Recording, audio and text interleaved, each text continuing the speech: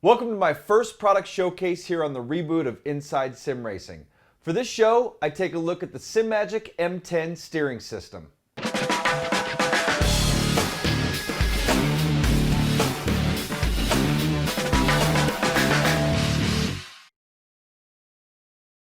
This show is brought to you by Sim Motion.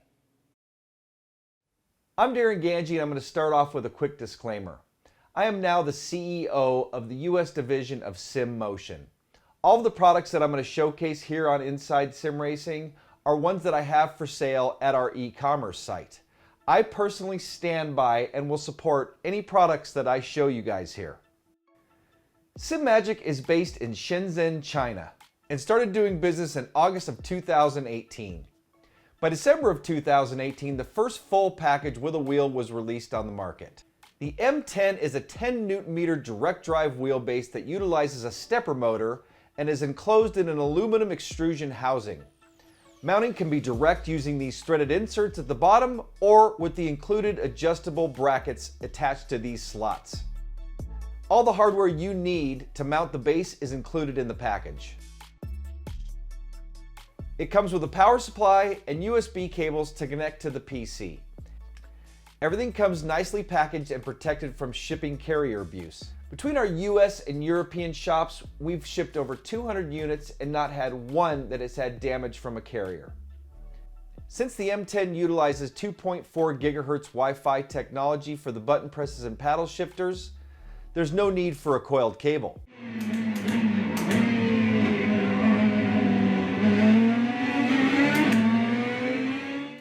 You can purchase the base alone and attach your own wheel, or purchase it as a bundle with 4 different wheel types. There's 2 GT1 style and 2 GT4. Here at Sim Motion in the States, we have the standalone base with the male portion of the quick release for $650. $999 gets you a bundle that includes either of the GT1 offerings. One is with a D-shaped Alcantara wheel and the other is a round leather wheel. Both come in at a 320 mm diameter. You could also remove either one and attach your own wheel. So if I wanted to, I could remove this one from my Camaro and remove the 3 screws here, and that pulls off the cover plate here. And then you got 3 more screws underneath to detach the wheel. Remove the wheel, place the new wheel over the holes. Make sure you tighten it really well. Now you can put the cover plate back on and you're good to go. I also tried this 280 mm wheel and I didn't really like how my thumbs fit between the button box and the wheel. And then finally this 350 mm old school wheel worked all right, but the paddle placement was a little tough to reach, but it's usable. Your best option is probably to purchase like a 310 or 320 mm wheel if you want to replace one of the existing wheels. Then there's the 2 GT4 offerings. One comes with additional clutch paddles and it goes for $11.99, and the one without the clutches goes for $10.99. The GT4 wheel comes in at about 300 mm and has Alcantara wrapped grips. All of the bundles come with a complete quick release system. The quick release is a very common ball lock style that you will find from a variety of companies. So you can use that style or purchase the Simagic version from our store as well. Matter of fact, this is a wheel out of my 97 Camaro and I have an NRG ball lock style that connects right up to this base. I also have this 350 mm NRG deep dish, which is good for like oval style racing. And this has a generic ball lock style, also connects right up to the base.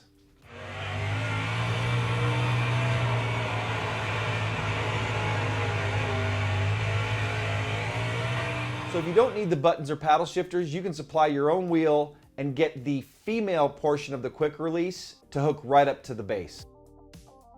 The GT1 wheels come with 4 buttons, a toggle switch, and 2 encoders for a total of 12 functions. All of the Simagic wheels come with magnetic paddle shifters that offer a nice positive click and some slight adjustability.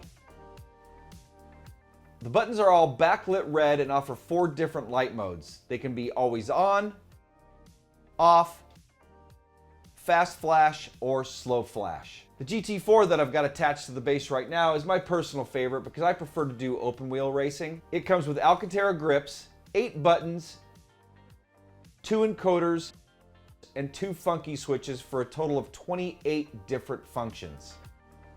The GT4 also has backlit buttons that have 8 different colors to choose from. As a matter of fact, you can set each button to have a different color, like I've done here on my wheel.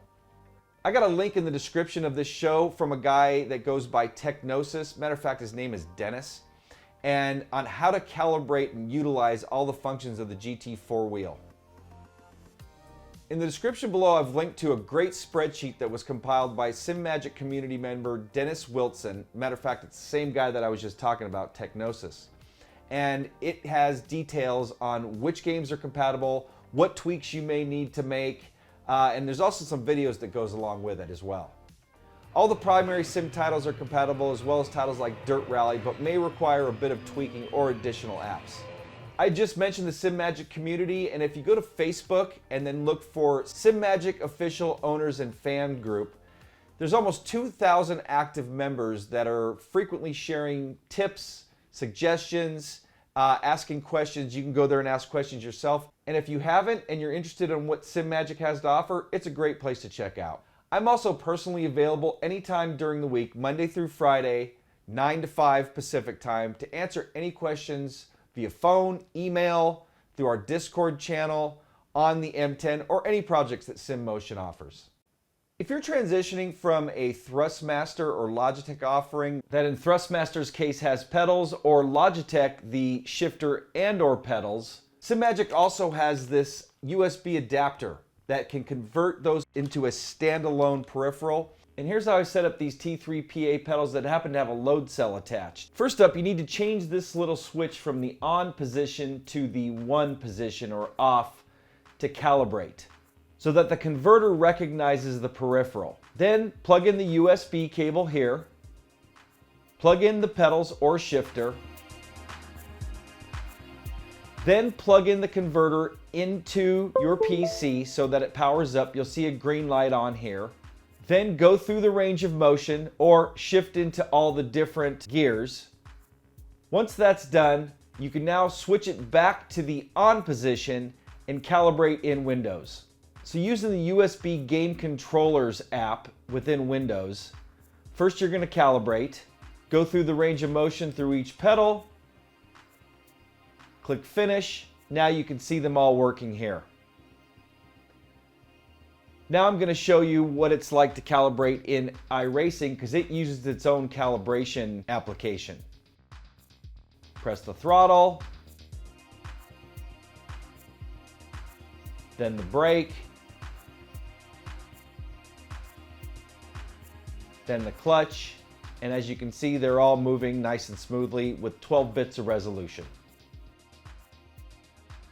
So you can continue to use those as you transition to a Simagic M10 base or Alpha base and save some money on some pedals until you can afford to get some later. It goes for $55 and it's also available at our site. The M10 is plug and play, and you can also utilize their RaceManager software to fine tune it. The software is available at our site through the product page for the M10 bundles or base, or at simagic.com. Once you download the RaceManager zip file, drop and drag its contents to your desktop or someplace on your PC. Then I suggest creating a shortcut to it that you can place on your desktop. Now you can launch RaceManager from the new icon that you've created. Not long after I release this video, Simagic should have a self-installer version of this software, and matter of fact, here's an image of it. RaceManager is simple to use and it lets you dial it in to how you prefer. You can also have multiple profiles saved if you want a different feel for different types of racing. You can even upload your settings to the wheel so you don't need to use the software at all. Quick note, if you download the RaceManager software in its current state from the Simagic website, the default language is Chinese. To change it, go here and then change the language in this drop-down. In conjunction with this video, I've also released a video on how I personally tune the M10 in iRacing, and it's in the description of this video. Now on to my personal take on the M10. The The M10 is considered entry-level in terms of direct drive wheels. In my opinion, the term entry-level doesn't do this package justice. I've been using this wheel now for more than 6 months, and I've been pleasantly surprised at the quality and performance that comes in this complete package. I love switching between my GT1 and GT4 wheels since I like to race a wide variety of cars. The wheels are high quality, they're wireless, and the motor provides plenty of torque to feel exactly what the car is doing. You know what? Don't take my word on it though. I've got links to Barry Rowland at Sim Racing Garage, Will Ford at Boosted Media, and Laurence Dusoswa that I've posted in the description below. We'd really appreciate it though if you remembered Sim Motion when you're about to make a purchase on one of these products. As of the release of this video, we have stock on every bundle and the base ready to ship immediately. I'm here to personally support all purchases out of our North American shop. From now and through the end of January, if you purchase an M10 through Sim Motion, you can get 5% off if you use the promo code ISRM10.